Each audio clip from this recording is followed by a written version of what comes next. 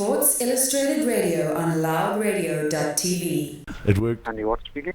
Hi there, Andy. It's Don and Gareth on the Sports Illustrated show on Loud Radio. How are you today? I'm well, thanks. Excellent. Just phoning to have a chat to you about what's been going on in the world of Three Ships. But before that, I'm led to believe that you played a bit of first-class cricket in your lifetime.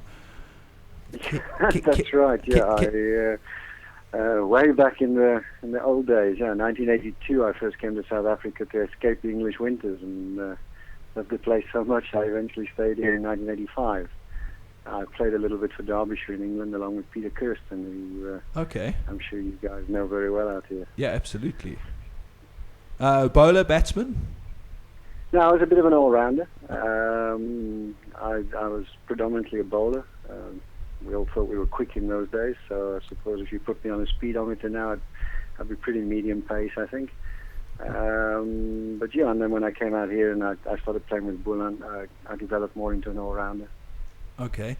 And then, in terms of just out of interest, before we move on to whiskey and the like, your thoughts on where the world of cricket has gone with the development of T20 and now the advent of what looks like soon to be day-night test matches?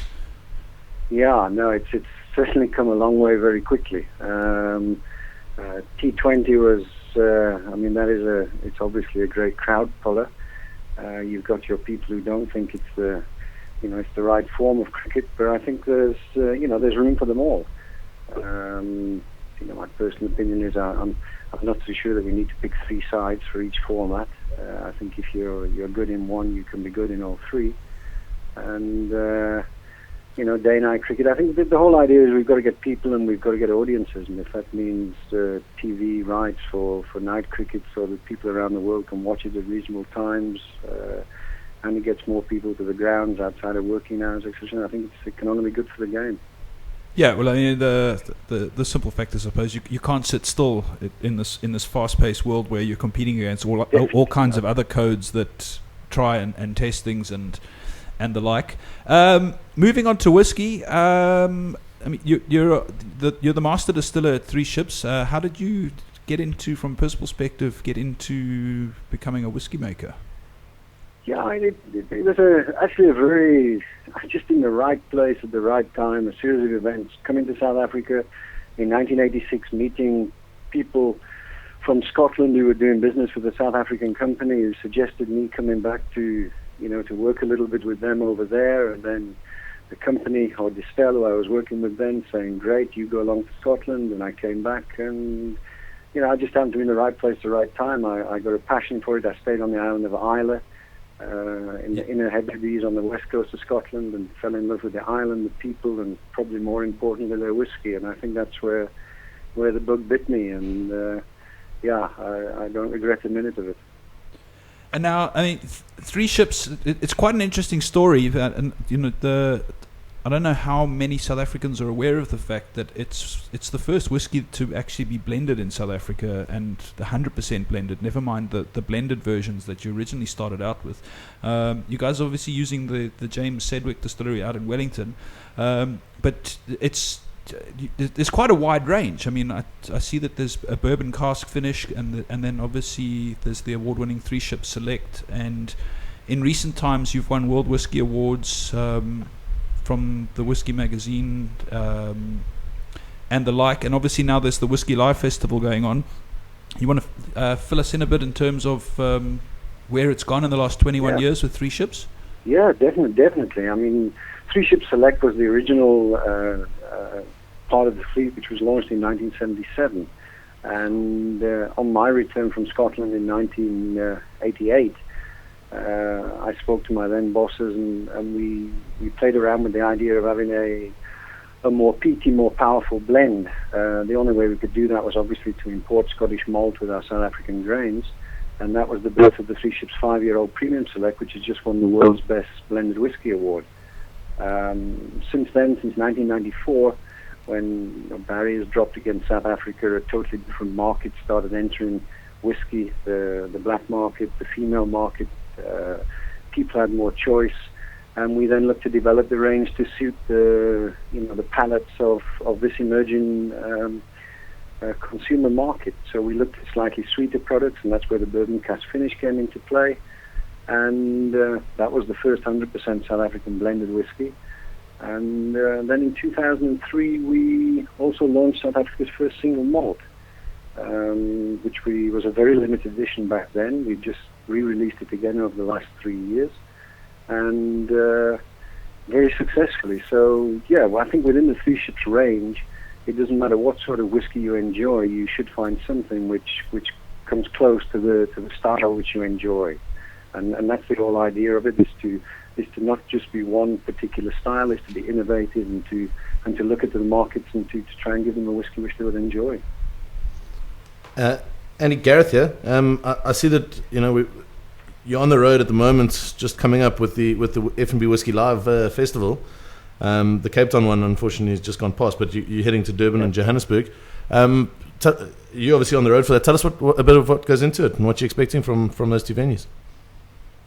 Well, I mean, Whiskey Live, F&B Whiskey Live is now in its 10th year, and Three Ships and myself have been fortunate to have been along for the whole ride, coming from 300 people in the marquee tent in Cape Town to basically now close to 20,000 people over the Cape Town and Johannesburg venues. Durban has been added for the first time this year, and we start there tomorrow night, and we're really excited. Durban is a place which definitely enjoys their whiskey. We can see that from the sales figures. So we're expecting big things from Durban, and obviously Johannesburg, which is next week, is always the cherry on the cake. That's a fantastic venue and a really vibey, pumped up audience which normally visits us there.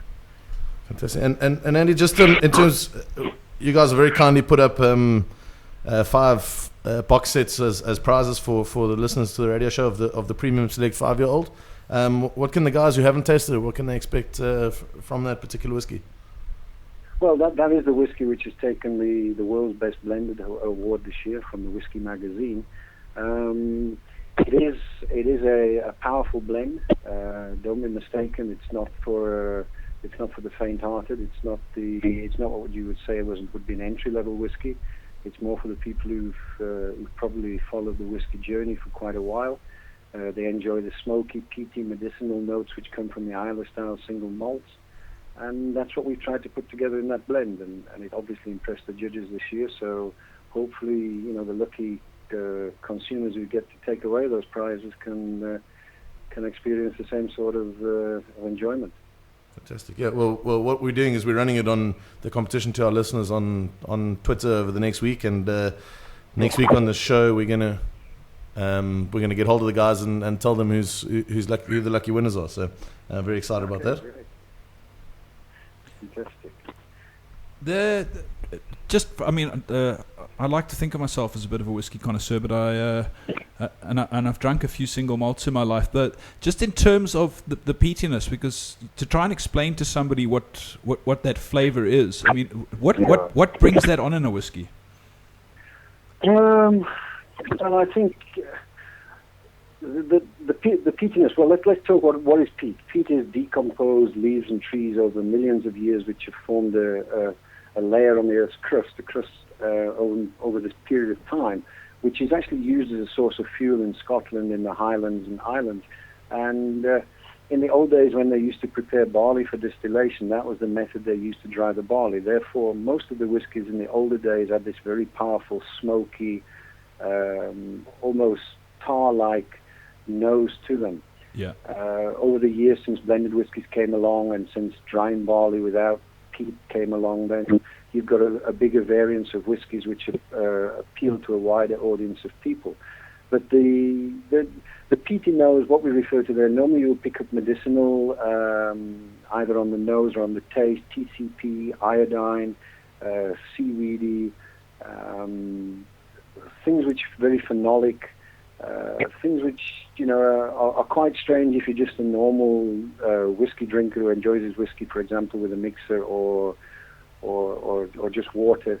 These whiskies they got their own personalities, and they don't like to be mixed. They like to be enjoyed neat or with a very, very small amount of water.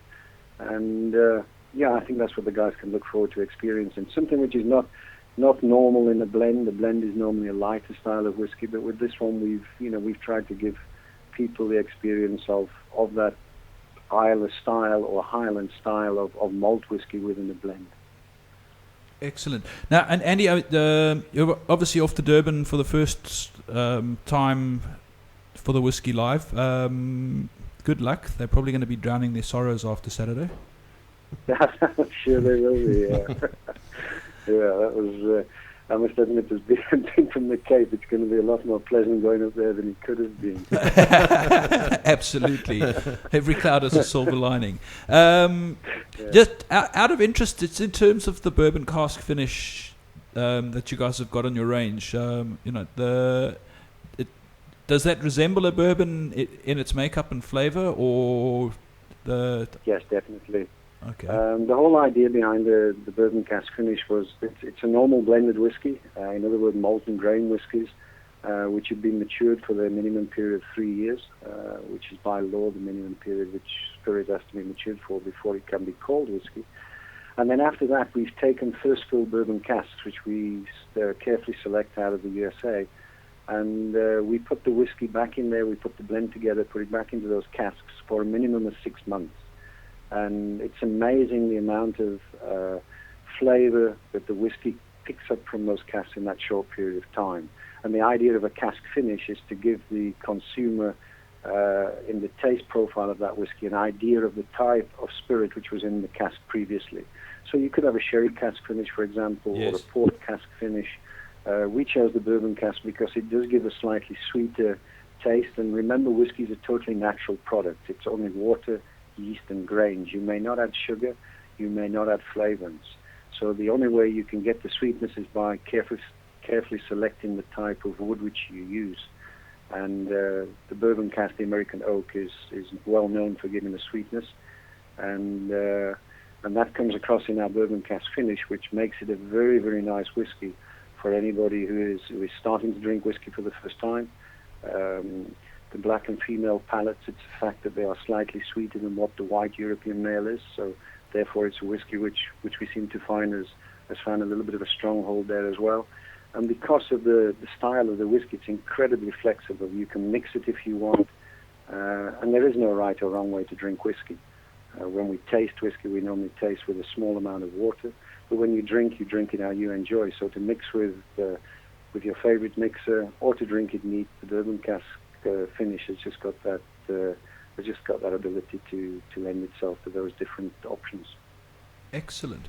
Well, Andy Watts, thank you so much for your time. All the best at the Whiskey Live Festival, and congratulations on the Whiskey Magazine World Whiskey Award for World's Best Blended Whiskey. Thank you very much. Thanks very much, Andy. Cheers. Cheers. Thanks, Dave. Bye. Bye. You've been listening to Sports Illustrated Radio on loudradio.tv.